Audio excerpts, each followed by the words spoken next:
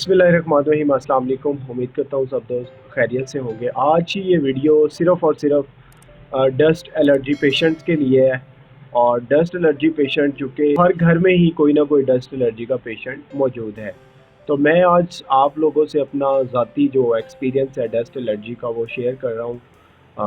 आज से 3 साल पहले 2017 में मुझे खुद को डस्ट एलर्जी हुई, और फिर क्या-क्या हुआ मेरे साथ, किस किस तरीके से मैंने ट्रीटमेंट किया और कैसे अल्हम्दुलिल्लाह आज मैं बिल्कुल सेहतयाब हूँ, आपके सामने हूँ।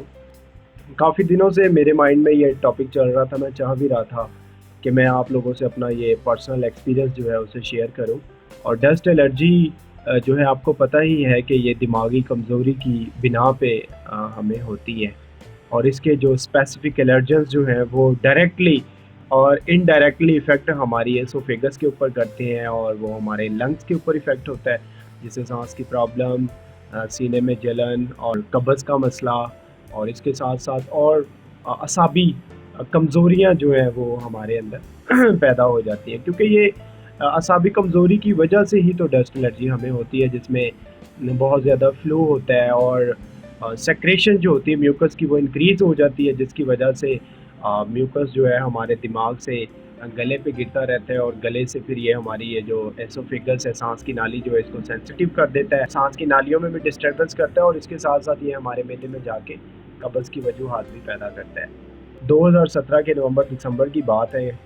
मेरे सांस की प्रॉब्लम हो गई, और सांस की प्रॉब्लम इस लेवल की थी कि मुझे सांस आ ही नहीं रहा था, और मैं खुद बहुत ज़्यादा परेशान हो गया कि ये क्या हो रहा है, सांस घुटने लग गया, सांस रुक रुक के आए।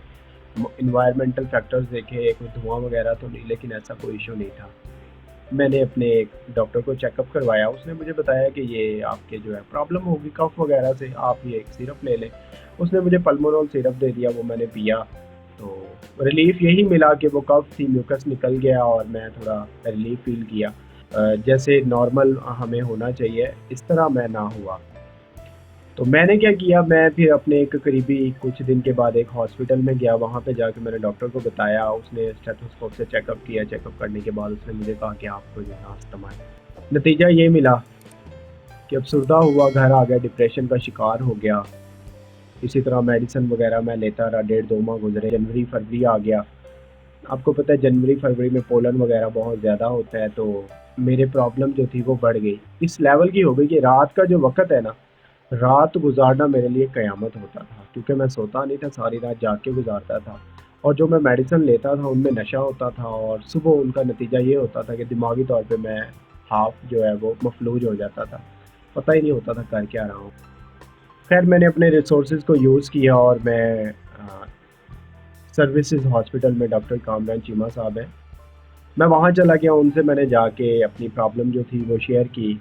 उन्होंने मुझे बताया कि ये डस्ट एलर्जी है आपको, और इसका ट्रीटमेंट जो है वो मेडिसिन ही है, और उस चीज़ से आप बचें जिससे आपको ये एलर्जी हो रही है।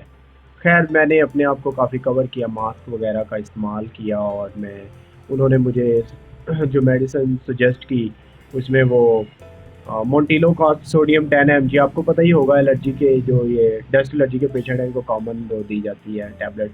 वो टैबलेट मैंने रेगुलर यूज़ कर ली, और साथ में इन्हेलर दे दिया मुझे, और फिर साथ में एक नोज़ ड्रॉपर दे दिया, उसको मैंने पफ़ करना होता था नॉस्ट्रल्स में।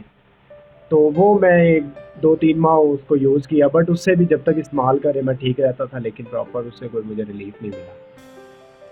अब मैंने उसको भी छोड़ा, मैं एक फ्रॉडिया हमारे फूलनगर में ही है, होम्योपैथिक का डॉक्टर, मैं वहाँ चला गया। उस खुदा के बंदे ने मुझे क्या किया, मुझे उसने मेडिसिन पे लगा दिया। अब आपको पता है होम्योपैथिक की मेडिसिन जिस तरह की होती हैं, वो मैं खाता, वो 3 टैबलेट चूसनी है, पानी में ड्रॉप डालने हैं, और ये नोज़ में आपने ये ड्रॉपर जो है ये इसके कतरे जो है वो गिराने हैं। अब वो ड्रॉपर क्या था, मैंने उसके ऊपर एनालाइज़ किया तो वो सफ़ेदे के पत्ते बॉयल किए हुए थे लौंग के साथ। अब आप लोगों को पता है कि नॉर्मल अगर हमें फ्लू हो, नोज़ ब्लॉक हो, तो हम अगर सफ़ेदे के पत्तों को स्मेल करें तो अरे काफ़ी ज़्यादा जो है फ्लू में रिलीफ मिल जाता है। उसके पास 1.5-2 माह जो है मैं मेडिसिन ली। अब जब मुझे आइडिया हो गया कि ये भी ड्रामेबाज़ियाँ कर रहा है, मैंने उसको छोड़ा। मुझे हमारे नेबर में थे, उन्होंने मुझे कहा जी वो फ़लाँ होम्योपैथिक जो है ना वो बड़ा ही माहिर है, और इसी तरह ये वो। और फिर मुझे मेरे एक कुलीग ने बताया कि इस तरीके से एक और फूलनगर में होम्योपैथिक डॉक्टर है, काफ़ी ज़्यादा फेमस है। वो उसका भी बाप निकला, जिसके पास पहले मैं मेडिसिन ले रहा था। तो वहाँ से जब मैंने मेडिसिन ली तो वो मैं अभी मैंने मेडिसिन ली है, मैं 8 घंटे ठीक हूँ, उसके बाद फिर वही प्रॉब्लम। खैर वो फिर एक हकीम साहब के हाथ चढ़ गया। अब वो बाबा ने जो है जी वो मुझे जो मेडिसिन दी वो मग्गे मग्गे हकीम से मिलती हैं, वो शहद में मिला के खानी। तो वो ऐसे ही लगता है जैसे इमली चूरन बंदा खा रहा है, बचपन में जैसे खाते थे। खैर उससे भी कोई रिलीफ ना मिला। अब मैं इस्लामाबाद चला गया एलर्जी सेंटर। वहाँ पे भी मेरी खुशकिस्मती कि वहाँ डॉक्टर साहब मेरे को एक अच्छे रिलेशन वाले निकल आए। वहाँ पे मुझे ये बेनिफिट हुआ कि मैं यहाँ से एलर्जी सेंटर गया और बहुत ज़्यादा सर्दी थी। 2018 के आप कह लें कि दिसंबर की बात है कि मैं जब इस्लामाबाद एलर्जी सेंटर गया, सीवियर ठंड थी। और मैं वहाँ जब इस्लामाबाद उतरा तो सांस में मेरे यानी कि कोच में जब गए तब तो कोई प्रॉब्लम ना हुई, बट जब उन्होंने हमें उधर फैज़ाबाद उतारा तो धुंध इस्लामाबाद में तो वैसे ठंड बहुत होती है, तो मेरे सांस की प्रॉब्लम बहुत ज़्यादा बढ़ गई। वहाँ पे डॉक्टर साहब का वेट किया, डॉक्टर साहब आए, उन्होंने जल्दी से मेडिसिन वगैरह जो मुझे थी दिलवाई और हम वापस निकल आए। अब वो वैक्सीन जो है वो लाइक इंसुलिन ही है, उसका इंजेक्शन 7 डेज़ का ड्यूरेशन होता है, वो लगाना होता है। खैर वो भी मैंने यूज़ की, उससे मुझे रिलीफ़ मिला। ऐसे मैं झूठ बोलूँ, उससे मुझे काफ़ी ज़्यादा रिलीफ़ मिला। बट वो भी आप कह लें कि रिलीफ़ इस किस्म का था कि 30% मैं सेव हो गया। नॉर्मल कंडीशन होगी, आधी तो मैं हो ही गया था रात को जागने का, लेकिन ये कि वैक्सीन लगने के बाद काफ़ी ज़्यादा मुझे रिलीफ़ फ़ील हुआ। उसके बाद मैंने फिर चूँकि कुरान हर चीज़ का जो है निचोड़ है, शिफा है, और अल्हम्दुलिल्लाह हम मुसलमान हैं, हमारा एक फ़िक़्ह है, हमें पता है कि कुरान करीम जो है वो ही शिफा है। और कुरान पाक की पहली जो सूरत सूरह फातिहा जो है वो वैसे ही शिफा है उसमें। तो अब मैंने हर तरह के टोटके इस्तेमाल किए थे, चूँकि मैंने जो है कलवंजी का इस्तेमाल भी कर लिया था, लेकिन मुझे कोई रिलीफ़ ना मिल रहा था और इस्लामी नॉलेज था, और मैंने रिसर्च की, काफ़ी ज़्यादा रिसर्च की।